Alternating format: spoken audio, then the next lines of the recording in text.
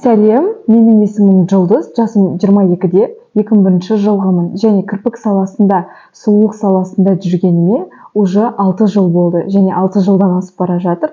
Және менің өзім тәжірибем жайлы сіздермен бөлісетін болатынмын және үйрететін боламын. Және де маған тіркеліңіздер, себебі менде өте құнды ақпараттар болады, жіберіп алмаңыздар.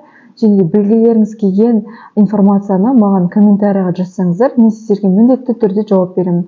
Және колокольчикті және лайкты басуды ұмытпаңыздар, мен сіздердің қолдауларыңызды күтемін. Бүгін мен сіздерге өзімнің қандай материал қолданамын, және де қандай качествосын қолданамын, және қандай изгибтарды қолданамын, мен барлығына обзор жасайтын боламын.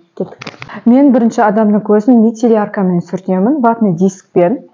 Одан кейін адамның көзін осы Каналан фирмасымен обезжириватель деп айтылады. Обезжириватель кірпіктің түбіндегі жирларды алады.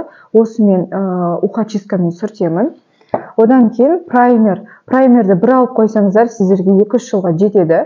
Және 15 миллион алсаңыздар. И праймердің бананмен алыңыз, потому что лимонмен бар. Лимондағысы ол көзді ашытады. Бұның құрамында витамин С бар, және бұл кірпікті клейден қорғайтын витамин.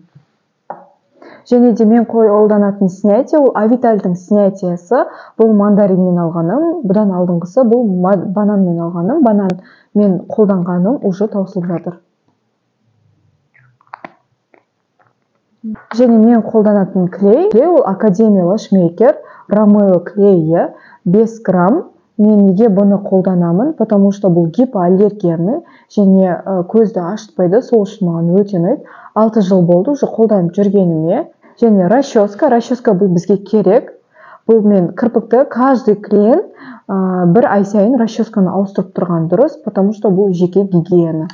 Және мен қолданатын пинцет осындай изогнутый пинцет, Авиталь фирмасынікі. Және микробраш. Осы праймермен біз микрображбен сүртеміз, және микрображбен біз снятиеді жасаймыз. Маған осындай средний түрі ұнайды. Бұл 3 түрге бөлінеді. Ең кішкентайы, средний и ең қалыны. Мен средний таңдаймын, потому что бұл мен праймерді сүрткен ыңғайлы, және де снятиеді жасаған ыңғайлы. Көп мастерлар шапочка қолданбайды. Неге мен түсінбеймін?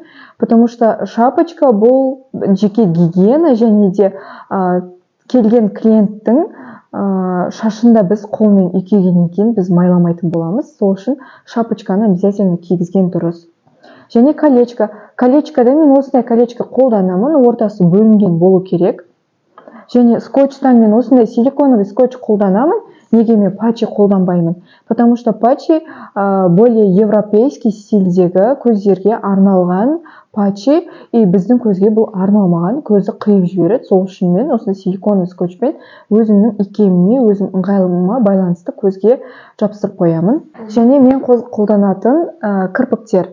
Олар Нагараку фирмасы және Авиталь фирмасын қолданамын. Бірақ основном Нагараку ұнайды, потому что бұл кірпіктің маған качествосы жұмсақтығы ұнайды. Көзге батпайды, және де толщинасы да өте керемет. 0,1 қолданамын мен, потому что көп клиенттер бізден 3D, 4D объемды ғана сұрайды. Сол үшін 0,1 ол идеальный вариант. Осындай С изгиб қолданам, және мен Д изгиб қолданамын. Және де В изгибті қолдансаңыздар болады, бірақ біздегі азиатка қыздарға В изгибтің керегі жоқ. Және де мен қолданатын L изгиб осындай тоже Нагараку миксті қолданамын. Бұл менің уже қолданған палеткам, но менің новый палеткам. И Нагаракудың осындай L изгибінде да мен 0,1 қолданам. Вот микс. Және қоңыр кірпік. Қоңыр кірпік бұл осындай шоколадный цветтегі қоңыр кірпікті қолданамын. Адамның көзіндегі цветпен бірдей. Осы кірпікті алсаңыздар болады, тоже 0,1. С изгибі, мұның да Д изгибін алсаңыздар болады. Но бізде азиатка көздерге основном қоңыр кірпіктен С изгибін сұрайды. Сұраныста осы С изгибі көбірек байқасаңыздар. Және де мен қолданатын кірпік, мұнау Авиталь, бұны уже мен қолданып тастағанмын. Бұл жерде жасыл түс. Өздеріңіз байқасаңыздар, жасыл түспен фиолетовый түс өте трендтегі түстер. Бұл амбре қылып қойсаңыздар болады, көздің шетіне тоже өте әдемі көрінеді. Осындай жасыл. Бұл жерде мына фиолетовый. Және мұнда бұл нағыз амбре. Бұл жерде қарасаңыздар, түбі қара, ұшы жасыл. Тоже клиенттерде сұраныста бар кірпік. Хит болған, трендтегі болған 2020 жылғы болған кірпік.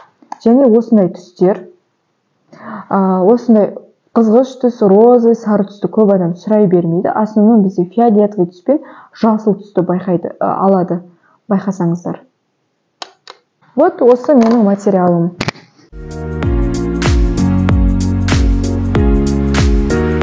Бүгінгі ақпаратым сіздерге пайдалы болса, маған тіркелуді ұмытпаңыздар, және колокольчикті лайк басуды ұмытпаңыздар. Және де тағы да не білгілеріңіз келеді, келесі тақырып қандай болғанын қалайсыздар, маған комментарияға жазып өтсеңіздер, мен сіздердің жауаптарыңызды ескеретін боламын. Және де всем пока, сүйдім.